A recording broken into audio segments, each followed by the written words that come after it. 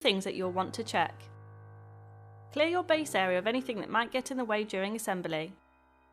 For this installation, we're installing onto a raised wooden framework to help protect the building from damp and insects. We would always recommend installing on a dry day with a minimum of 2 people. For this installation, you will need a screwdriver, a drill, a hammer, a tape measure, a ladder, and a Stanley knife or cutting tool. Start off by removing the transportation blocks from each of the panels. They're nailed in, so give them a hard knock to remove them. Place the floor panel down onto your prepared base and make sure that the bearers are flush with the supports. You should fit the door first so that you can make sure the hinges are level. Place the front gable down flat and place the door panels within the aperture. Line them up flush with the frame and place the hinges at the top, middle and bottom so they line up with the framing nails. Pre-drill through each of the screw holes to prevent the timber from splitting, and then secure each hinge in place using the 30mm screws provided. Make sure to pre-drill all screw holes throughout this installation. Start the main body of the installation with the rear gable and one of the sides to form an L-shaped join. Align the panels at the corner so that the framing pieces are firmly against each other and the bottom framing sits flat on the edge of the floor. Secure the panels at the top, middle and bottom of the framing with screws. You can now bring in the other side panel and repeat this for the corner framing. Secure the front in the same method, screwing at the top, middle and bottom of each side with 50mm screws. With all the walls up, it's time to work on the roof. Starting with the ridge bar, line up an L bracket at each end and secure with screws before affixing between the 2 gables. With the ridge bar installed, the next step is to prepare the roof boards. With the roof panels on the ground, slide an eaves frame under one edge and secure with screws. Repeat this for the 2 frames on each panel. Slide the roof panel up onto the gables until you reach the apex and secure into the framing beneath. This will create an overhang for your felt. Repeat this for the other panel. Now that the roof is on, you want to secure the framing of your building down to the floor to prevent any movement. Screw the framing down at equal intervals around the building using 50mm screws.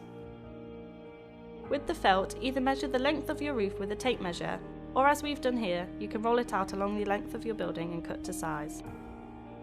Use a Stanley knife or cutting tool to cut the felt for a nice clean finish. For this building, you will need 2 strips of equal length as well as the capping felt. Roll the felt out along the roof and position it so that you have at least 2-inch overhang on all sides.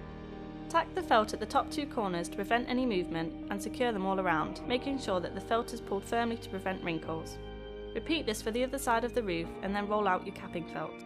This should overlap your 2 pieces and can then be tacked along the length of the roof on either side. With the roof finished, it's time for the trims.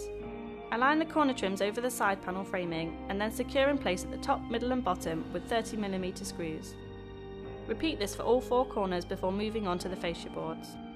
Fold the felt down so that it is sandwiched firmly between the fascia and the edge of the roof. Secure these at each end and the middle and repeat for all 4 fascias. Don't worry if some felt hangs under your fascias, this can simply be cut away using a knife. For the finial, make sure to pre-drill the screw holes to prevent splitting and position over the fascia joint. With the windows, you're going to need to insert the plastic glazing strip onto the lip of the window. Place a piece of styrene in the window frame and cover the edge with the framing piece. Secure this through into the framing behind to sandwich the glazing in. Repeat this for the other window edge before securing both with the centre framing piece. The door blocks need to be placed on the top, middle and bottom of one door. This will become the slave door. A turn button can be installed on the top and bottom blocks of the slave door. The internal door beading needs to be installed just on the inside of the door frame. Secure this at the top, middle and bottom of each side of the door. The door strips need to be placed over the door gap, with the shorter strip at the top of the doors. Make sure they are flush at the top and bottom to leave a gap between them. Secure into the master door along each strip, lining the screws with the internal framing. The last turn button is installed on the slave door between the 2 strips to prevent the door from swinging open. Score around the edge of the window framing with a sharp knife on both the inside and outside of the window glazing. You should then be able to peel the protective plastic off the window. Now that your shed is installed, you'll want to treat it with a good quality timber preservative to keep it protected throughout the year.